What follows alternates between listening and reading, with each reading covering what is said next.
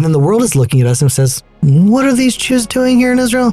They're not resettling Gaza. They're not winning the war. Because what is winning the war? Winning the war is reclaiming Gaza and rebuilding it and declaring sovereignty over it. We didn't do that. And so the whole world now is like, what's going on here with Israel? Why do we need these Abraham Accords with Israel? If they say that to Israel and then Israel says, are you kidding me? You want us to set up a jihadist state in our God-given heartland? Never. Then Saudi Arabia's like, maybe we will ally with them. It's not really about nations and countries. It really is a war between the Islamic world and the Jewish world. Welcome to the Israel Guys, where we believe that in a world of anti-Israel propaganda and Jew hatred, you should always be connected to the land and people of Israel. Very happy to be back with the four of us this week, although we might have to reintroduce Rabbi Ari Abramowitz. First time, I believe, on this show that you haven't been in IDF uniform. That's right. This is a fleece because I'm cold.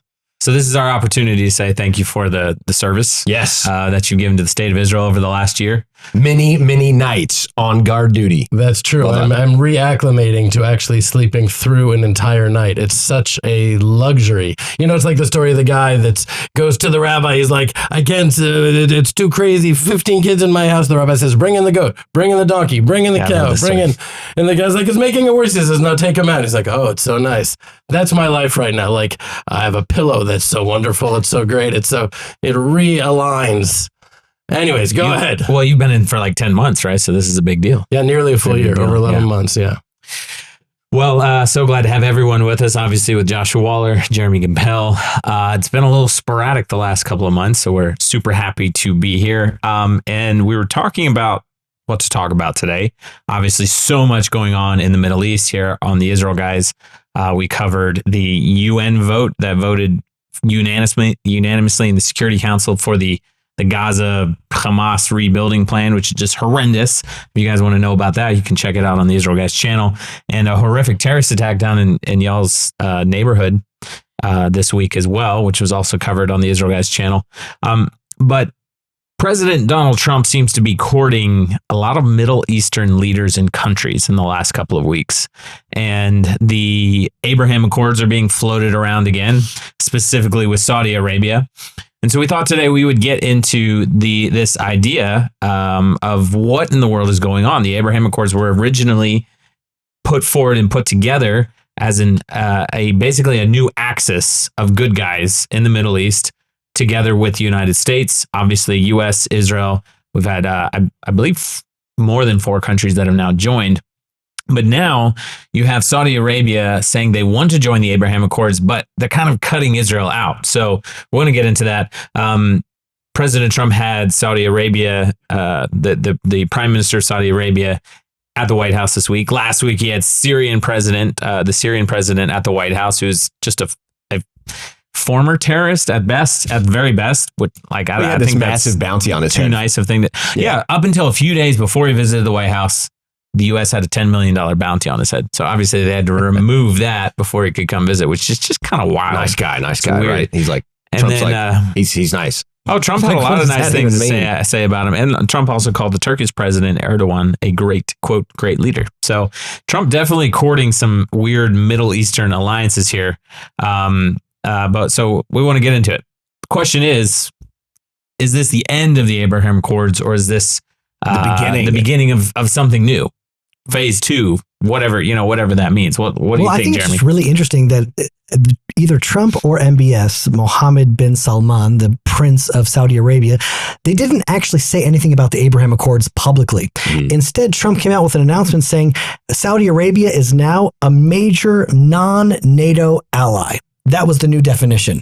And it's like, well, that's interesting. So instead of the Abraham Accords, it's now saying like, all right, now we're making a new axis with Europe and America. It's like cutting Israel out. And I think that's just very noteworthy because the Abraham Accords were established and the name Abraham is very significant. It's like bringing it all the way back to the core, to the heart of what this conflict in the Middle East is about. And as soon as we're talking about non-NATO allies, yes, NATO allies, it's like missing the point and will absolutely ultimately fall apart. Yeah, so what is it with that? Is it even the Abraham Accord? Is it just the Ishmael Accords? What would that accord be? Well, if America is theoretically a part of it, well, I guess it would be Abraham because both Esau and Ishmael are descended from Abraham, but it's not exactly the Abraham Accords because his progeny, his legacy, clearly in the Torah and the Bible it states is through his son Isaac. And I wouldn't say that they're cutting us out. I would say we're cutting ourselves out. We have had opportunity again and again and again to assert ourselves, to declare sovereignty over not only over Judea and Samaria, our ancient heartland, but over all of Israel, over Gaza. Even in, Syria, there's this huge vacuum. We're like, no, we want to stay this small little ghetto. We don't want to step on anyone's toes. And the world we live in, especially in the Middle East, countries don't have friends. They have interests, and it's in everybody's interest to be friends with someone that is self-assured and confident and powerful. And if we really put our faith and our hearts and the knowledge of the justice and the truth of our cause in the hands of God, then we can move forward and be a real leader. But we've stepped back every opportunity we have. Again and again, we step back and we minimize ourselves, and then we're like, you're cutting us out. We cut ourselves out. Well, it's not even about stepping back. It really is an outcome of Gaza. I mean, there was a time where President Trump gave us the green light on every level. Yeah. Unleash hell. We're going to deport all of the Gazans. We're going to rebuild Gaza El Largo. We had all of the opportunities, and here we had Gaza, that they attacked us first. They exposed their evil. We destroyed all of their infrastructure. Is there any better reason or timing than to actually remove them from the land and resettle Gaza? And then the world is looking at us and says, what are these Jews doing here in Israel? They're not resettling Gaza. They're not winning the war. Because what is winning the war? Winning the war is reclaiming Gaza and rebuilding it and declaring sovereignty over it. We didn't do that. And so the whole world now is like, what's going on here with Israel? Why do we need these Abraham Accords with Israel? Let's just let them keep on fighting with the Hamas, because now they voted and it's pretty much saying, we don't really need to disarm Gaza. Let's just rebuild Gaza and leave the Hamas there. And they'll just kind of leave Israel in an endless war, because a hostage that was just released now is saying that Hamas were talking constantly about the next October 7th. Mm-hmm. They're already planning their next attack on Israel. So from the outside, Qatar is giving Trump a $400 million jet. Saudi Arabia in this meeting has claimed, or at least pledged, to invest $1 trillion in the United States. And Israel is sort of still dealing with a ragtag terrorist organization that we don't know how to deal with. And people are saying, all right, let's just sideline those guys. They're not the winners. I want to be with the winners. I'm Trump. Let's make a deal. And instead, he's now moving to Saudi Arabia. I have to say that I've always felt that a deep, foundational, subconscious reason for much of the hatred, I know this is going to be controversial, but much of the hatred of the nations against the state of Israel, against the Jewish people, is the fact that we are not rising to the occasion and being the light and the blessing that we're meant to be. And so they're resenting us for it because we're withholding that light. And ultimately, when we shine that light, I think that will empower everyone. I think not only will Saudi Arabia, because deep in Saudi Arabia's heart, they're rooting for us. They want to ally with Israel. They do. Since 2017 to 2022, their curriculum has undergone the largest reform in the history of Saudi Arabia, talking about the right of the Jewish people to the land of Israel, talking about the ancient connections between, teaching about the Holocaust. Just really, they want it, but they're also, in the Middle East, there's something to, Jeremy said, don't say this, but it's like a dog. Not that they're like dogs. I'm saying when it comes to a dog, you know this idea that even if the dog's owner is on the bottom struggling and someone else is on the top, I guess there's certain dogs where they're like, whoever's on top, I'm with him.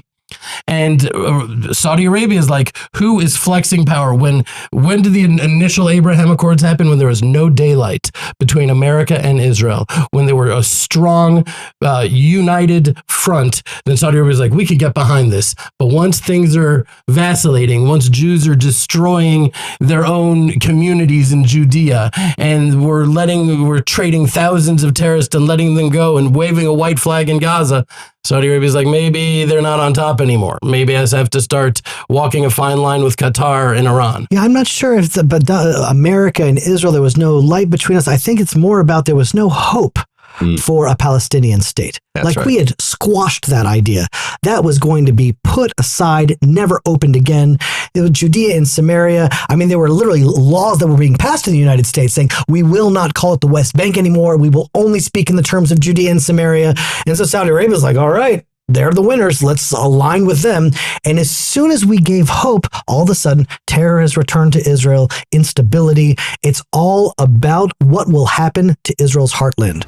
We'll be back with the rest of the podcast in just a second, but I do want to ask you guys, as we're nearing the end of the year, if you believe in the work and the mission of the Israel guys here in the land of Israel, I'd like to ask you to consider supporting our work, and you can do that through a really cool way. Not only are your donations tax deductible in the United States as a 501c3 nonprofit, but you can actually join our member program for any amount. You can choose how much you'd like to give as long as it's a monthly recurring support. And then you get to be a part of the really cool, amazing behind the scenes Israel Guys program. We have exclusive content that comes out every week. We have an awesome active Telegram group where we can interact with you guys, post videos, pictures, things like that. And you guys can actually comment and ask us questions. And our team is very active on that channel. If you're not on Telegram, we put out a monthly newsletter with everything from that month, all the videos we put out. We have a photo of the month. We have discounts from our store. We have a monthly prayer prayer report and praise report from our work here in the land of Israel. And you guys get to hear from our team, boots on the ground, behind the scenes from the Israel guys, from our volunteer work that we do with farmers in Judea and Samaria. It's a really awesome way for you guys to support the work that we're doing, which is totally free, by the way, and we rely on support like yours to keep us going. But it's also it's an amazing way to get back a lot of content and interaction and engagement from us and our team. It's a way for us to go deeper and really engage with you guys. So I encourage you to take a look at that. The link is in the description below. And if you want to support our work, this is one of the best ways that you can do it. Join the Israel Guys membership program today. Link is in the description below. Back to the podcast. Well, I want to talk about this axis for a minute because I feel like we're really talking about this axis that was being formed that was really out of Jerusalem. And I believe that was the Abraham Accords in the beginning. We had this new axis that was forming, and Israel was going to be the lead player in this new axis, and America was joining that. And then the Abraham Accords was going to be, okay, we're expanding now, and we're going to bring in these Arab countries within an alignment with American interest and Jerusalem interest. But the Abraham Accords, obviously, Jerusalem was going to be the lead on this thing. And I feel like the Arab state, this new fangled Palestinian so-called movement that is creeped in, and this axis was broken. It's the distraction to this whole axis, because you can see every time, obviously Iranian interest is to have a proxy war against the Jews inside of Israel. And that's what we have. This whole Palestinian Arab movement here is an Iranian axis of fighting against the Jewish state, sponsored by the Qatari side as well, because the Qataris also have a major player. They're also very hostile to the Jewish people, hostile to the nation of Israel, in alignment with that Iranian idea of fight the Jews. Saudi Arabia this is a really interesting thing. And it's interesting what you say, Ari, about Saudi Arabia having good will toward the Jewish people. But they're playing an interesting game here. And I think there's an opportunity for a proper axis out of Jerusalem in alignment with Saudi Arabia. But what you see happening right now, and the distraction is that they're aligning. What do you see? We will join this axis as long as the Iranian and Qatari idea of an Arab Palestinian state formed in the heart of Israel. Why would your friend say that? Why would they be aligning with their worst enemies? The only reason why they wanted to join Israel was because of the threat of Iran against Saudi Arabia. The only reason why they're joining this axis is for their own survival in their really complicated neighborhood. So why are they joining the axis of evil against the state of Israel? I think they're trying to figure out which way they want to go. If they say that to Israel and then Israel says, are you kidding me? You want us to set up a jihadist state in our God-given heartland? Never. Then Saudi Arabia's like, maybe we will ally with them. Maybe you can be the leader of the region. Maybe you can be. It's like a gauge. They're like testing. They're testing the waters to see what our response is. I just think it's so interesting that the Gazans' homes, their infrastructure, because of the tunnels, because of all the complexities of Gaza, have been totally erased. There's never been a more urgent time to move them to another place, even temporarily. And there's not one country that's willing to accept them, not an Arab country and no other country. And the question that needs to be asked is, why is there not one Arab country that's willing to accept the Gazans? And I think the answer is that it's not really about nations and countries. It really is a war between the Islamic world and the Jewish world, because the Islamic world is a replacement theology, meaning the Catholics say that they have replaced the Jews, and then the Muslims came and they said they've replaced the Catholics. They're now the new Israel. They're the new chosen people. And all of a sudden there is this one nation that's in its chosen promised land, that's living, that's growing, that's thriving, that even amongst all of this, we just established a new village in Judea in Gush Etzion last night. We continue to settle the land against all odds, and we are a thorn in the side of any replacement theology. But I think, like, why would the enemies of Israel help Israel out of its own quagmire? I just want to sharpen that a little bit, because while I don't disagree with you, I think it needs to be zoomed in to be accurate. It's not against the Islamic world. I don't believe that that's the case. I've always tried to make a distinction in my mind between Ishmael, who is a regal and worthy, foe, and the Philistines and Amalek and the darker, more sinister, more disgusting forces in Jihad. The jihad. That would be so more. It's like the Shiites and the jihadists are on one side, and then there's Ishmael on the other. There's something to do there with Ishmael. Sure. There's a way that a reconciliation can really happen. We've already smelled it. We've tasted it. We've seen it. The Philistines, on the other hand, they are just marauders. They are savages, and they are like child sacrificing pagans. There's a big distinction that needs to be made, and when we lump them all together, it's not in anyone's interest. Well, my only point was that it's important that we move away from politics and we go back to the source. Like what just happened last night at Park East Synagogue in Manhattan, one of the largest synagogues in Manhattan. The rabbi is a Holocaust survivor. There were hundreds of pro-Hamas protesters outside the synagogue saying death, death to the IDF. And it was like, well, the IDF, their war in Gaza is on a peace agreement right now. There's like a ceasefire. Like, what's going on? Why are they still protesting? Because it had nothing to do with Gaza. It had nothing to do with the Palestinians. It was always an anti-Jewish movement, and now it's all coming to surface. Right after a Muslim mayor of New York was elected at that too. And he hasn't even taken power yet. Right. Wait till he takes power. Yeah. Yeah, I actually want to throw this discussion out there, because this is a discussion that's not really happening, and it's important to happen because we've talked again and again about, Jeremiah 16:16, that God will first send the fishers to try to bring his people home. Most Jews that are going to respond to that are here, and then the hunters, and we've talked about that before. But now I'm hearing a lot of voices from America, the ones that you would think that we would identify with, that are saying, no, we got to fight. We got to stay here and we got to fight this fight. And I'm thinking, not every battlefield is ours. Not every fight is a fight that we're supposed to have. A Jewish fist needs to be attached to a Jewish head, a great rabbi once said. And, I think about the Ma'apilim after the spies went into the land of Israel and came back with this report, and Moses said, 40 years, right? Then they said the next morning they woke up and they said, we're going to go fight for the land. And Moses said,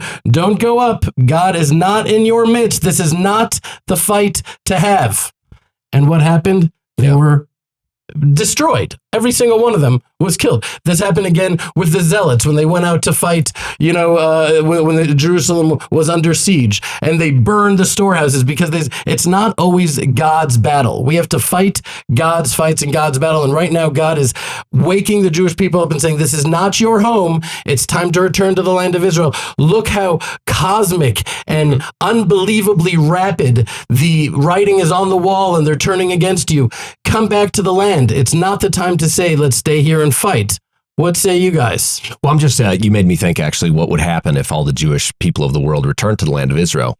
With this whole ideology of the world and this axis of evil, that it's really, if you pull it all the way down to its real substances, create another 22nd Arab state in the heart of Israel. Would that even be honestly, it's not even on the table in physical reality here. What if every one of the Jewish world that's outside of Israel came back? How much more so would this not even be a reality? The land would be so well. The Jewish population of Israel would be doubled. Yeah, immediately, which would also mean that places like Judea and Samaria would be settled really quickly because a lot of the new immigrants move out here because there's space. The housing is cheaper in some ways, right? And if you have, we're looking at 500,000 Jews in Judea and Samaria, if that doubled or tripled or quadrupled. There's also, if there's any place where this conversation can go in this direction, it's here with us right now. And that is that there is a critical spiritual dimension to understand that is happening behind the scenes. That's the programming behind all of this. And because sometimes I hear people talk about the situation in such a removed, sober, dispassionate way where they don't talk about God or the unbelievable, absurd, irrational fulfillment of prophecies that should have never been prophesized, because they're so crazy to even say that there would be a nation that would survive for 2,000 years and then being gathered to the land of Israel, right? But this is all happening. And so when the Jews return to the land, and the more Jews that come, the more of God's presence is dwelling in the land. His presence returns with us to the land, and there is a national consciousness that is shifting, that when we return to the land, God will take from us as a nation a heart of stone and put within us as a nation a heart of flesh. He'll circumcise our hearts, will wake us up to who we are and what our identity is. And so when the nation of Israel returns, not only are those practical things you mentioned going to happen, but we will very much be shining a light of revolution. And why do I say revolution? You know this teaching, right? A minute hand has one revolution around the clock. It goes back to the beginning. You want to know what kind of light we would shine? See the first temple, that the entire world was illuminated by the light of this temple, and it's going to be even greater than that. Do you think all the Jewish world outside of Israel has an idea of what's in their power right now? Because literally, I from all that I've learned here in Israel, the Jewish people just returning to the land, it's like the peace solution. Everybody's talking about their peace plans and all these things. Literally, the Jewish people could stop this world, the chaos of the world. It seems to me to be a deeper level, and it's shameful for me to even think about America falling prey to this terrible situation where Jews are not safe in America. But what's bigger than that? Bigger than that, it seems like there's something pushing the Jewish people of the world back to their God-given blessed land of Israel. And when a Jewish person fulfills that role of coming back to the land of Israel, the light that goes into the rest of the world from that, I just wonder if a Jewish person really was to see that. And I think the biggest question for maybe the whole Jewish world would be, but how do we know now's the time?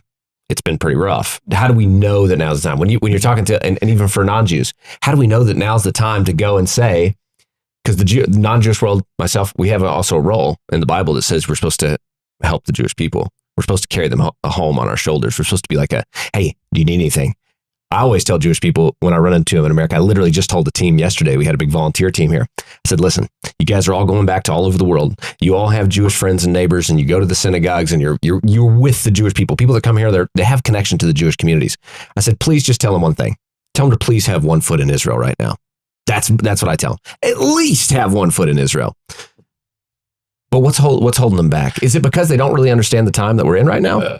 I would, with your permission, Jeremy, I think there's a couple different factors. One is giving them the benefit of the doubt, and that is the ideological, theological perversion and distortion that happened over 2,000 years, which is Judaism in the exile. We're not a religion. We're not meant to be in the exile, and it creates all of these perversions in our minds that are not I'm not pointing blame to anyone that has them in their heads, but it's the consequence of a fish being out of water.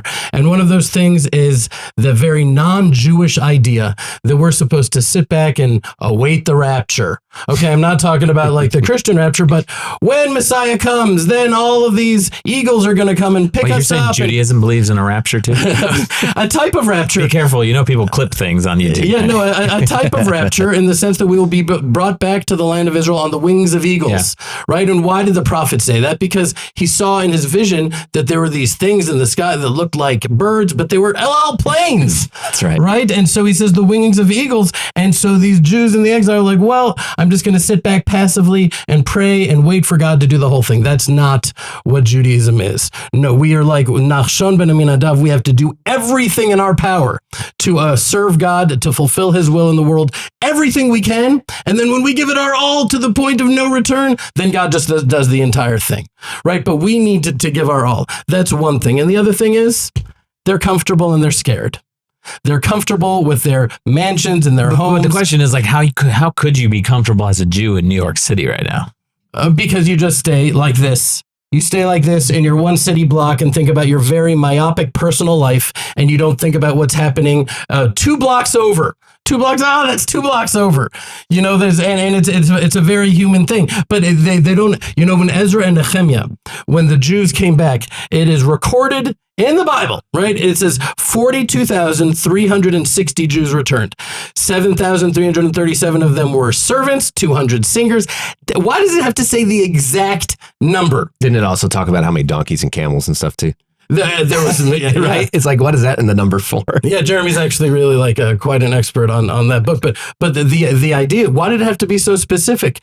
Because there is a book being written right now. Yeah. And every single Jew matters. That's right. Every single Jew. And we're like, it doesn't really matter what I do. It's all going to just happen. No. How are you going to be recorded? Are you going to be recorded as that remnant that followed God, or those that stayed in Babylonia and just talked about things a lot? This I'm getting in trouble for this. I know it. I feel it. Hey, but you know what? We're in really decisive times right now. There is an axis of evil and there is an axis of good being formed right now. Literally down this line, literally on this topic, a Jewish state versus an evil terrorist state. And it's like the whole world is being aligned on this axis. Isn't that crazy? That we're living in a time that this axis is what actually defines the whole world. Every single person is making their decision. Can I tell you something that happened when I'm meeting a lot of these people, some people I've met here, and there's this theme that is reemerging that many people are telling me, I know a guy, or we're setting up an entire warehouse that we're going to be putting beds on the ground that we can protect Jews when they're fleeing in America. They're doing this throughout America. Jews don't have any idea that this is happening, but this like righteous remnant see the writing on the wall. They see what's happening. They're actually making moves to defend and protect Jews in America, and Jews in America just have no idea. It's totally like. But the question I guess all of this raises is where is America? We're talking about Iran. We're talking about Saudi Arabia, Qatar, and this new alignment that's happening. But Jeremy, where do you feel like it feels like we're stumbling right now into a potential player on the axis of the evil side? If we're pushing... You're talking about America or Saudi Arabia? America. Well, I'm saying the fact that this is no longer Jerusalem-led. We were talking about Abraham Accords in Jerusalem-led. They were going to be the hold of the power was going to be led from Jerusalem over this Middle East. Today, it's fractured. Well, I'll tell you, America is a Western country based on biblical values. It's a Christian country, and Christianity in the Western world are torn between these two poles. One is Judea and one is Rome. And when it was talking about the Abraham Accords, well, that's obviously much closer to Judea. When they talk about major non-NATO allies, I mean, they're aligning a little bit more with Europe. And when you look at what's happened right now, first they said, all right, we're going to give you F-35 fighter jets, but you have to join the Abraham Accords. You have to normalize relationships with Israel. And they're like, no, we don't want to normalize relationship with Israel until Israel builds a terrorist state in the heart of their country.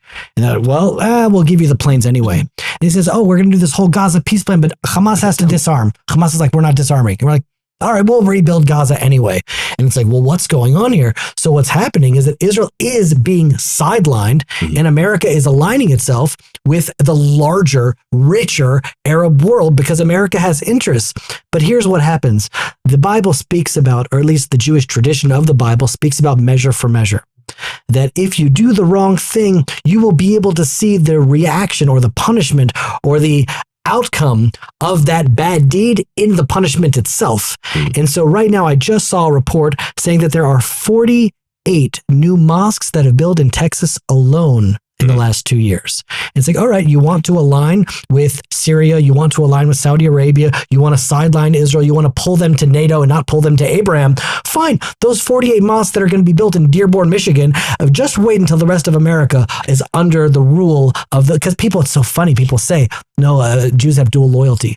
The people that are chanting for the Hamas raising Palestinian flags, do they think they have any loyalty to America? It's not dual loyalty. They have no loyalty to America. Yeah, they're burning the American flag and then going to churches, buying out churches. I was about to say that. Like you mentioned 48 mosques being built in Texas, right?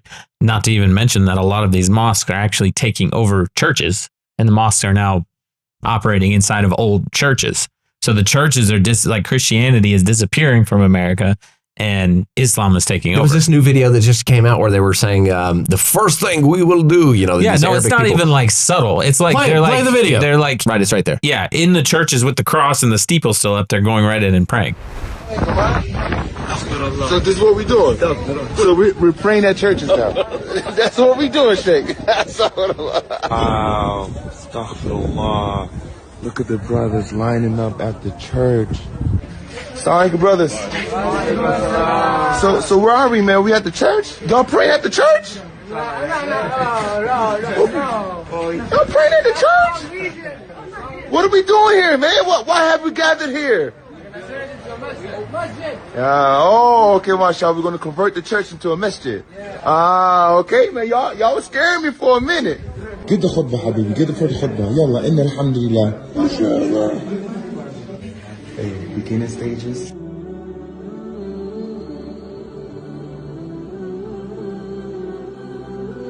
And then this other video on the same topic is talking about how they're going to get rid of the first thing we will do is to get rid of the all the American stuff. This is a cancer. It's terrible. I mean, literally, you could watch this as well. This is literally what's happening in America as we speak. Say that we want to have revival of the deen. It means we want to bring the deen back as a practical implementation in society. If Islam was here as a system, as a way of life, there would be an army that would defend these Muslims. America, the American government, secularism, democracy, capitalism, these are cancers. Non-Muslims are tired of this cancer. They're tired of the American government. They're tired of democracy. They want to see a new way of life. First move that I will do, I will abolish the Constitution and I will establish the only logical and rational Constitution, which is the Quran and the Sunnah of Rasulullah sallallahu alaihi wasallam. Can I tell you the greatest irony of this? I can't help but to think of our good friend Tucker Carlson. And all of these people are like, APEC. The APEC is twisting. APEC is like such a little small potatoes nothing. Maybe like, $50 million compared to $5 billion of influence coming in from Qatar all over America. They say, Jews aren't loyal. The Jews have dual loyalty. Do you know why Jews are all voting Democrat? Because they want to prove that they're not Israel first and the Republicans are more pro-Israel. And here we are hearing literally what they're accusing the Jews of is what Islam and the jihad is doing, and they're obfuscating that with the smokescreen and pointing at Israel and the Jewish people. Even a better example of that is right here where we're sitting right now. You have this whole thing playing out in front of us where the Jewish people have come back to their homeland. The settlement movement across Judea and Samaria that was started after 1967 has come back into the biblical heartland of Israel, Shiloh, Hebron, Jerusalem, Nablus, Shechem, ancient biblical Shechem, Mount of Blessing, these areas, biblical areas of Israel, without any support. They're literally coming back without financing, they're coming back like these Jews that came out of all of these crazy places around the world, literally with their, a backpack on their back coming back. And then these farms are being established. The thing that the Biden administration hated worse than anything was these farmers who had no backing whatsoever, that were just literally with their sweat of their own brow, they were going out and settling the land of Israel. On the other side of that, what's going on? What are the farmers, the Jewish farmers that are settling the land of Israel today? They're settling in mass, and thank God they're being very successful. What's on the other side of that? A multi-trillion-dollar entity that's backed by every single country in the world, including America and all the Western civilization, is backing the facts on the ground of a Palestinian so-called Arab state right in the middle of it. So what are they doing? Are they going out and farming and holding land? No, they're literally building cities that are empty. That's what we've been in these cities. You drove past hundreds of these villages that literally I see them are from my balcony. There's no people there. They're trying to create facts on the ground without the actual people, with billions of dollars at their disposal.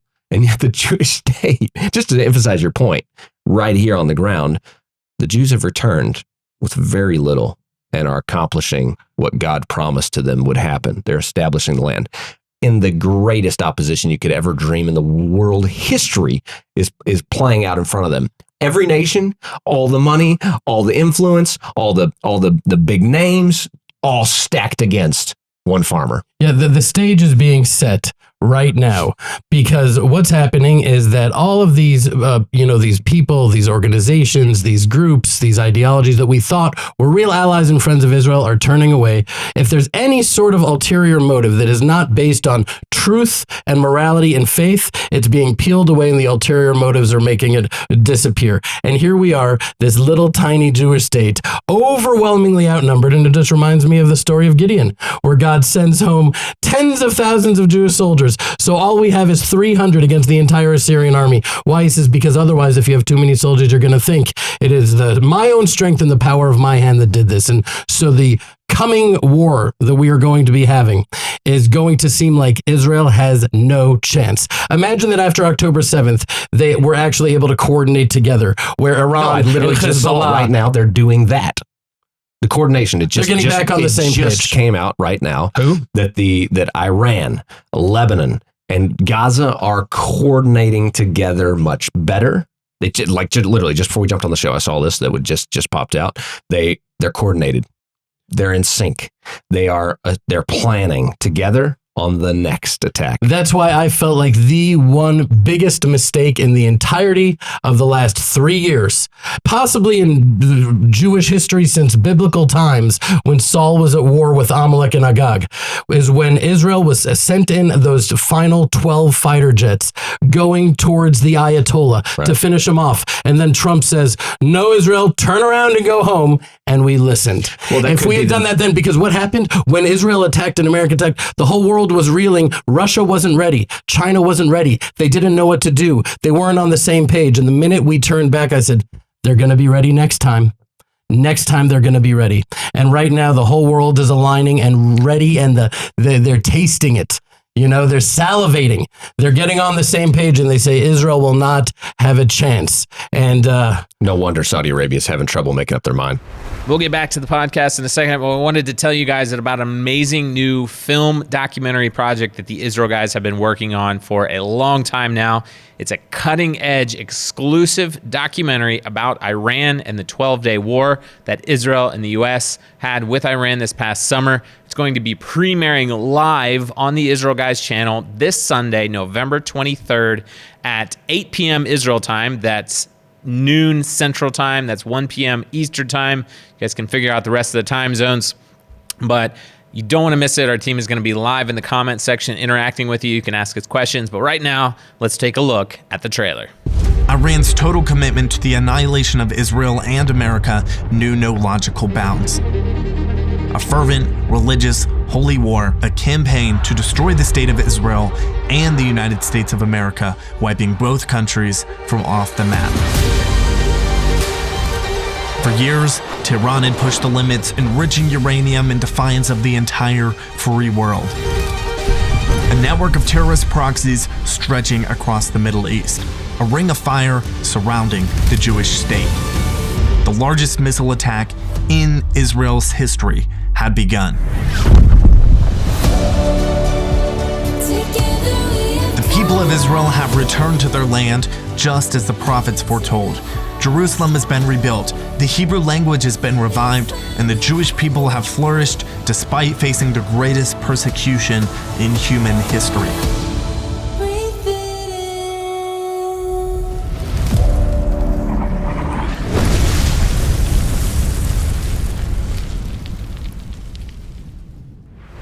Where we're at with the Abraham Accords, and the question kind of remains is like, is the Abraham Accords an actual real thing? Can it create more good for the world in the Middle East? Because right now you have, I like the way you put it, Josh, at the beginning. You said the Abraham Accords originated, they were led by Jerusalem.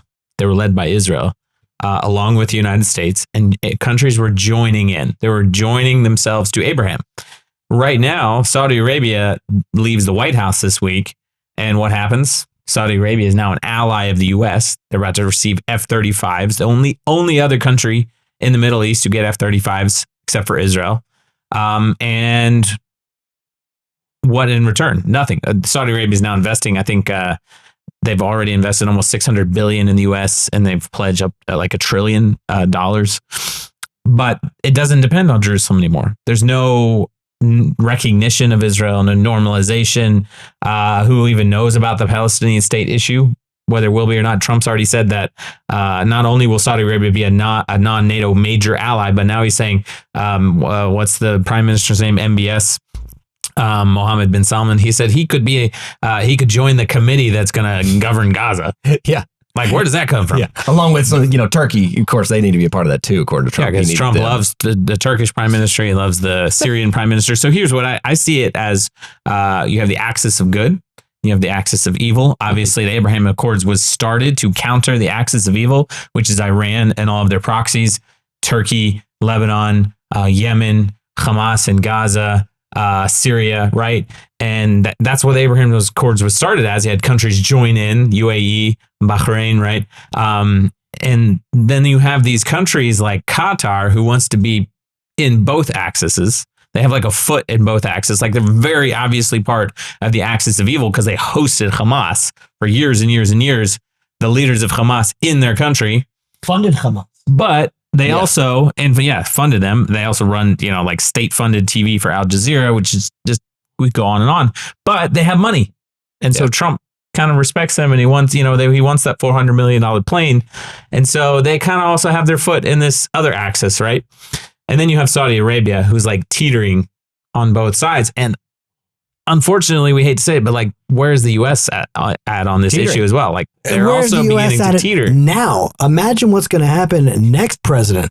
I mean, we were hoping so much for it to be a Republican. I'm not so sure at this point. Who knows what's going to happen to the Republican Party now? Exactly on that note, this is why they're winning. All it takes for evil to exist is for good men to do nothing, right? What we have right now is a splintered people, even people watching right now. Do you consider yourself a Zionist? Well, even that word is like triggering. They're like people like, I hate that word. I don't want to be, can we pick a different word, please? Well, that's a problem because even our team, what does Zionism mean? Yeah, well, they go, I don't know if I'm an actual Zionist, because the enemy has so infiltrated the whole education, language. It all comes from an anti-Israel thing. I did this test actually with the group that was here. I asked them, are you a Zionist? And everybody's like, because there's no training on this. Our team is so splintered. The belief in Zion is so splintered. And this is where it really boils down to. And I said, listen, guys, I'm just about to convert every one of you. I said, what does Zechariah say? It says, God is greatly, fervently zealous over Zion. Where are you at? A Zionist, and I told him this, I was like, I don't even know if this works, but if you're a pianist, that means like you are like really all about that thing. You really know that piano because you're like you're a pianist, right? You really know that thing. Anybody here Zionist? Because God is a Zionist, the greatly, fervently zealous. I don't know why he says greatly, fervently in the English anyway. I don't know what it says in Hebrew, but He's like super over the top about Zion. This is the whole thing. So the world and the people, the believers in God around the world are confused. Jews, Christians, anybody that's in this space is a little bit confused about whether they really want to be a part of the Zion thing or not. Do I really want to be a part of the Zionism, or do I want to be individually? Do I want to make the decision to be a Zionist? And because we're questioning it, we're being completely run over. And so if there's anybody out there listening, I hope that just this little talk here, next time you talk to somebody, you are a Zionist. God help you if you're not. If you believe in God and don't want to be what God declares himself as. Well, number one, can you be pro-Israel and not be a Zionist? It's impossible. Can we just define the word Zionist? Number two, can you be a believer in the God of Abraham, Isaac, and Jacob and not be a Zionist? So define the word, Luke. Zionism, and you can add to this or correct me if I'm wrong, is like the settlement and the development for the Jewish people to live in the land of Israel. It's the action. It's the action point. It's like what the prophets foretold would happen and the people that are doing it. And so here's the question, Arias. Everybody goes, well, okay, I believe in God, but not with the Jewish stuff. Like the modern Jewish state, that's not God. I was going to say, help you. If you don't think that all the prophets prophesied that the Jewish people would return just to be some do you mean like farce? Bless you? Like bless your heart? Is that what you're trying to say? Like bless your heart. Because I'll tell you what, the Jews of America right now, in their extreme amounts of money put into advocacy, are reeling backwards because I have my ear to the ground more than it should be. And everybody and their brother and sister are all going back to the Bible and saying the nation of Israel today is not the ancient nation of Israel, and that they're not the chosen people, and they're all going back to the Bible. And like every podcast, everyone all of a sudden are biblical scholars and Bible believers, and it's now in vogue to talk about the Bible. And the Jews are like, that's super out of my comfort zone to talk about the Bible. And we're being begged to do so. We need to do so. That's right. And we need to be able to answer those questions and to shine that light. They're begging us to do it. Well, see, on one hand, it's like we're being divided into two worlds. Mm-hmm. On one hand, on a national level, on an international level, as a country, Israel really needs to stand alone. It needs to be independent. That is our destiny. That will be our blessing. In fact, there's an ancient prophecy that always talks about this. This is from Isaiah chapter 36, verse 6. And this was talking about the superpower of that time. And it says, look, you are trusting in Egypt, that broken reed of a staff, which will pierce the hand of any man who leans on it. Such is Pharaoh, king of Egypt, all who trust in him. And like right now, we're looking, who is the new Pharaoh? Who is the new Egypt? It's the United States. They're the rulers of the world right now.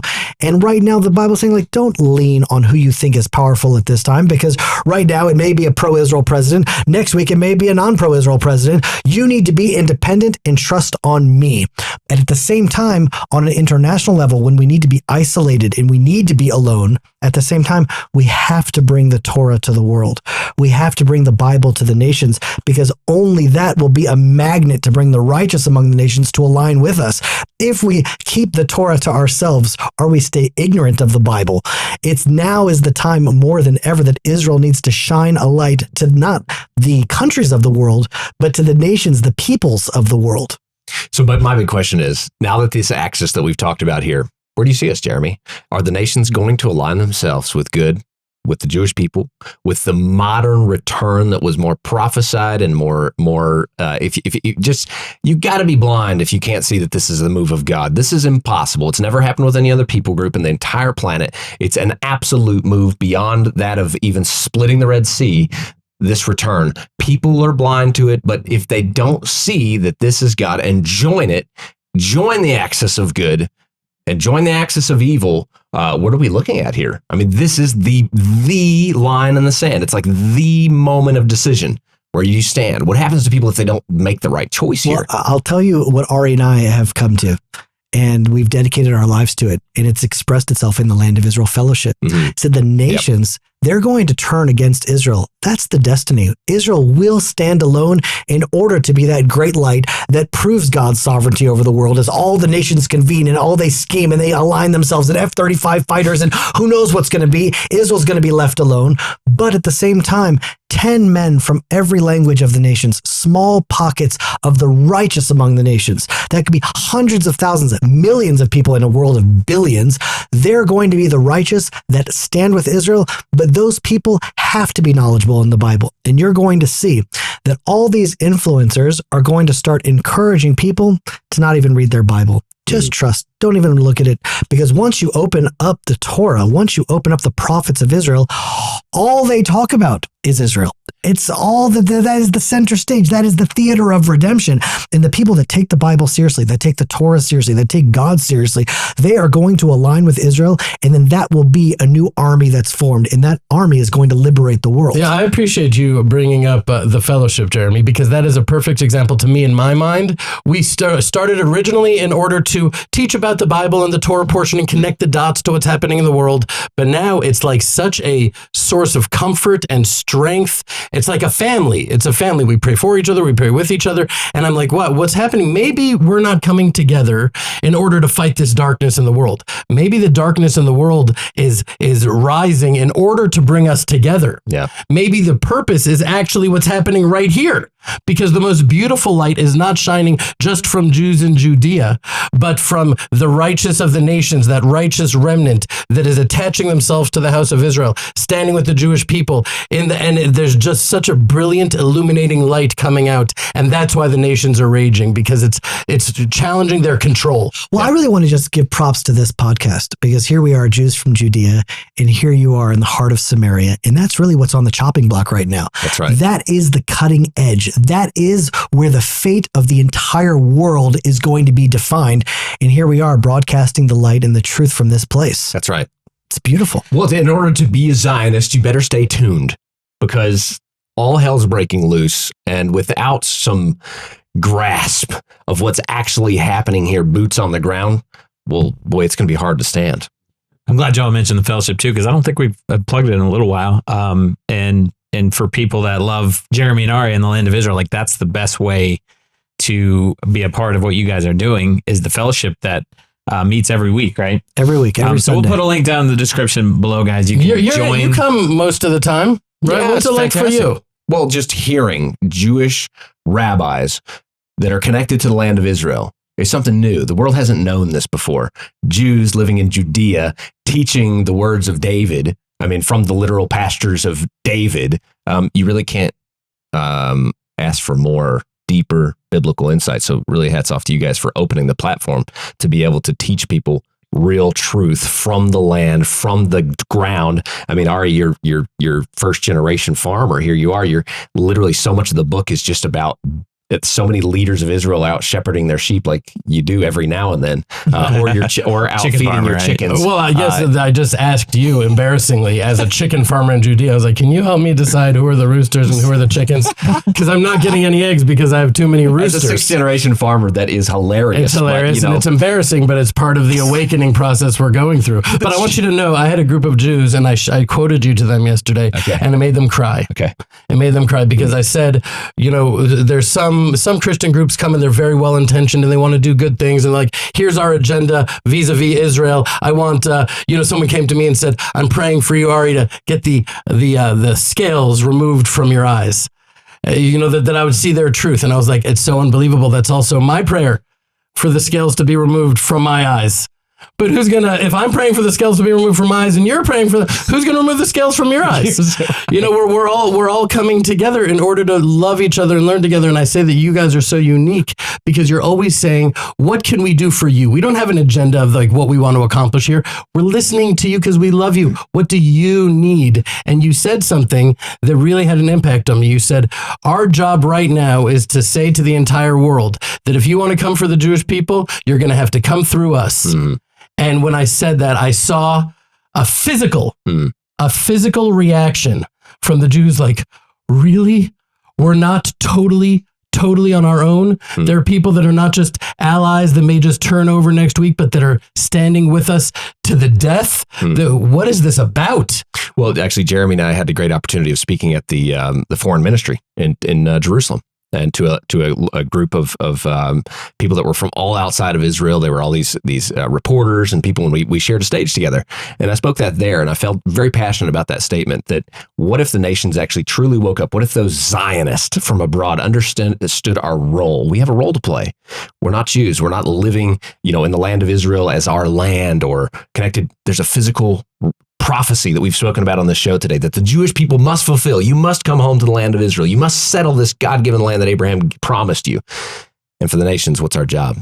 To stand with you, to support you, to be that wall of defense around you, to literally put the Jewish people on our shoulders when time calls for it and carry them home to the land in order to protect them. That's the role of the nations, is to be the safeguard of the Jewish people. There's no other blessing for the nations outside of that. That's the role of the nations, is to defend, protect, and bless the Jewish nation. So all of those Zionists, I think we've converted a few Zionists today on the show. If you're a Zionist, go ahead and just type in the show notes below here that, I'm a Zionist. Just let us know, because the world needs to know you're there. That's so important. Not only the world, but like you said, the Jewish people need to know they're there as well. Yeah, and it's funny though, when you say, you got to come through us, I have to admit, and maybe it's as a Judean, I say when there's people that go after you guys, which happens a lot, there is little that will kindle my wrath and get me angrier than that. And I would literally die for you guys. And it's like, well, no, but you're here to die for us. No, we're here to die for you. You're here to serve us. You got a great story about that. The truth is, the truth is that you really are. I would agree that you are here to serve us. But let me just say this, because I know that's going to be cut. And now, he thinks that, no, because I hear all these talking faces. That's not going to be cut, because that's what we're here for. No, but here's the thing. I hear all these talking heads. Our website is named Serve Israel. So you got it right. I know, but it sounds weird when a Jew's like, yes, you are here to serve me. No, but I want to make this point very clear. When I hear all of these people coming in saying, the Jews, they think they're better than us. They're the chosen people. No. Yeah, we are the chosen people, but chosen for what? That's right. It's a very simple, clear explanation. When in the temple times, even till today, there was the children of Aaron, and they were the priests in the temple. And when all of the tribes went up to the temple, the priest would bless them. They would bless and so we are a nation of priests. What the priests are to us, who their mission is to bless us, we are a nation of priests to the world. Our mission, our job, our purpose in the world is to bless the world, to serve humanity. So you're serving us in order to bring us back, wake us up, strengthen us, comfort us, give us the strength that we need to return to our own identity and then to serve you. And that's really our ultimate purpose, is to be servants of all of humanity. That's what we're chosen for. But imagine how beautiful that is. If the Jews are the priests and then the righteous among the nations are the macro Israel, that means that very soon there's going to be a new people. There's going to be a new movement that involves the Jews and the righteous among the nations, and all of them will be God's people. And that's how you can understand Zechariah chapter 2, where it says, and they will become my people, these righteous among the nations that align themselves with Israel and the Jewish people. We're not going to be huge. I don't think it's going to be the billions against the billions. It's specifically going to be the righteous among the nations with the people of Israel. And it's not going to be a Jewish thing, and it's not going to be a Christian thing. It's going to be a God thing. I have to just say one thing, and this is something only a Jew can say, because it's just yet another bashing of diaspora exile Judaism. Not Jewry, but Judaism. And that is when you go to these massive communities of Borough Park and Lakewood and these communities in the diaspora and the exile where they are super ultra Orthodox and very much just in their own world. They don't want to think about the nations. They don't want to think about anyone else. They're just doing their thing. They're totally missing the whole picture. You know, the Fiddler on the Roof, when he says, God bless the Tsar and keep him very far away from us. No, we're not here to be insular and myopic in our little world. We're here in order to bless the world. Our very existence is only justified because of yours. Right? We're here to be, to channel God's light and blessing to the nations of the world. And so without the nations, we actually have no purpose and no function. Wow.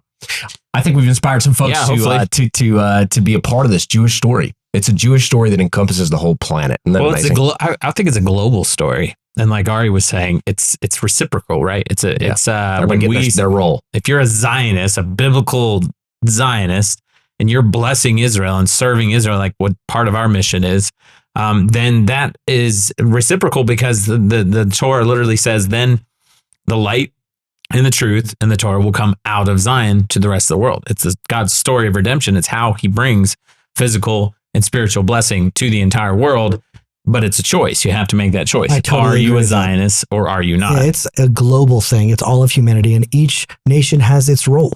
Each role has its purpose, but only together can we actually have a brotherhood of man under the fatherhood of God. That's really the ultimate purpose. So there may be an older brother, a younger brother, but that's really the ultimate purpose here, is that we're here to teach the world that all of us are actually a part of the same family. We all come from Adam and Eve. We all come from Noah and his family. The Torah teaches those stories in order to teach us how to see each other as one extended family. And this sifting process where people are turning against Israel and aligning with other nations, it's just bringing God's people together. It's fascinating that what's doing this across the world and creating these intense situations that are driving this unity to happen. Ari, just before we jumped on the show, was talking about how bleak the world looks. I didn't say bleak. I said what I think is happening, but that's not bleak. It's just what's happening. A challenging situation. Prophetic words of the prophets coming about in our day. Which, the night is darkest before dawn. But it's like that thing that's happening is driving what you just described, Jeremy. It's like these people. It's a hard times that bring the best out of people, and that's honestly just what the world has shown us. The history of Israel has shown us these tense times. Well, you can expect some really good that's coming. Biblical destiny is going to unfold one way or another, either through fishers or through hunters in America. And among the nations, it's the same process. We are going to become who God created us to be one way or another. I feel like we're living in the biblical story. Do you feel like that? Absolutely. Like right now is so intense and so biblical all at the same time.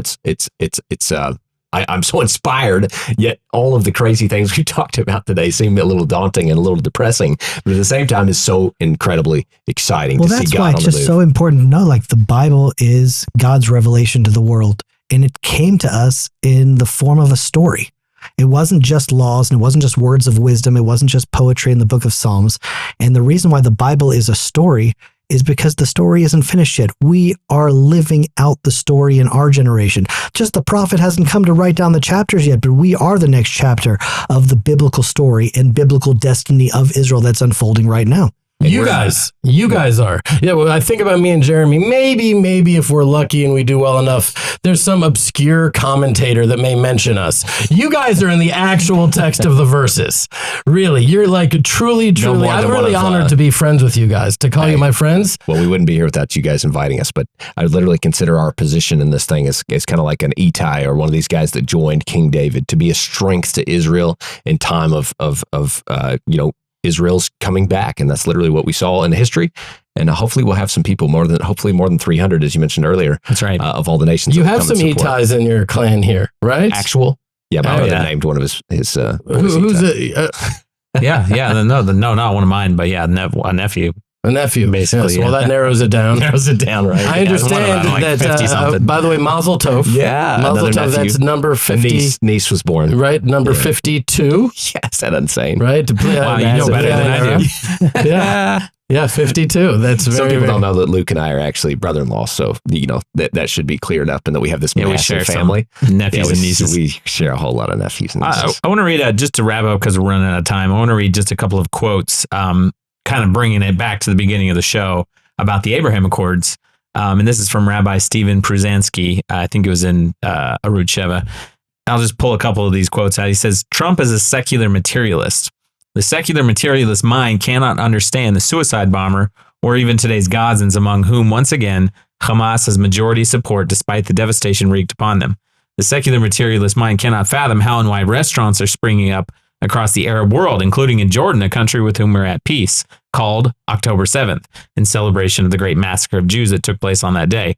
The secular materialist mind simply does not comprehend the hold of religion in the Middle East and how it can produce such virulent ideas and actions. I thought this was interesting because it feels like the Abraham Accords started based on Jerusalem and the Bible, and the God of Abraham. And it feels like where the Abraham Accords are going with the US and Saudi Arabia right now is the exact opposite of that, based on a secular materialistic viewpoint, because now you have the U.S. selling F-35s to Saudi Arabia. Saudi Arabia is investing like $1 trillion in the U.S. And it's very obvious that Trump is very swayed by money, $400 million plane from Qatar and $1 trillion from Saudi Arabia. So it feels like the Abraham Accords, which started on a very biblical worldview, is shifting away from that to a secular materialistic worldview. And the question is, I don't think it can continue to be the Abraham Accords if that continues to play out. That's right. Full agreement on that. So we leave with the question of, is this the end of the Abraham Accords? But like we said, I think the end of the story and the very positive note is that if you're a Zionist, if you're a Jewish Zionist, then you should be coming back to the land of Israel. And I'm saying that as a non-Jewish Zionist sitting here on the Mount of Blessing. I invite you guys to come back to the land of Israel. If you're not a Jew, if you're a non-Jewish Zionist, then I know there's a lot of questions. Last podcast a couple of weeks ago, we talked at length about this. Is like, what do the non-Jews do that stand with Israel because like they feel like there's nowhere for them to go? The answer, which obviously we don't have a full answer to that, is just continue to stand. Not just stand with Israel and the Jewish people, but stand with the God of Israel. That's the place where you are safe, whether physically safe or just safe in the sense that God has a plan for you. And the scriptures are very clear that the end of the story is very good for those who stand with God's kingdom, which ultimately is Jerusalem, spreading light to the entire world. And that's where you've got to stand. Physically, we got to see how and where that's going to play out and what will be the end of the story. But hang on. And at the moment, you just got to stand firm in your Zionism. Guys, we mentioned the Land of Israel Fellowship. We'll put a link in the description below. If there's one thing here at the Israel Guys that we could tell you guys to be a part of, besides the Israel Guys, that is the Land of Israel Fellowship. I think it's like, $25 or something like that a month to join. So it's super easy, guys. This is a cause you should not only be supporting, but it's a movement that you will gain 10 times more back from your investment. So we'll put that link to join down in the description below. You guys should join. It's like this podcast next level. Yeah, right? You should have. We're on the tip of the Judean settlement in Judea. The world is against us. And it would make sense that a light would shine from these mountains of Judea to the world. But it also, first of all, it's 24. Not $24.99. No, it's $24 a month. No, but really, it really helps to sustain us and to support us. And if anyone ever, I don't think it's happened, but if anyone ever is like, oh, this is not for me, then just leave. There's no like commitment or anything. It's just it's a tremendous blessing. We don't really talk about it that often, but it's really, for me, it's such a source of light in my life that it's only right to share it and to invite. That's right. That's right. All right, guys. Well, make sure you're following along. Make sure you're subscribed. Like Josh said, if you are a committed Zionist, then put it in the comment section. If you're not afraid to publicly, declare your support, make sure you subscribe to the channel and let us know if you are a subscriber. We'd love to hear from you guys. As always, stop listening to the lies and propaganda and connect with the truth of what's happening here in the land of Israel. We'll be back soon at the Israel Guys.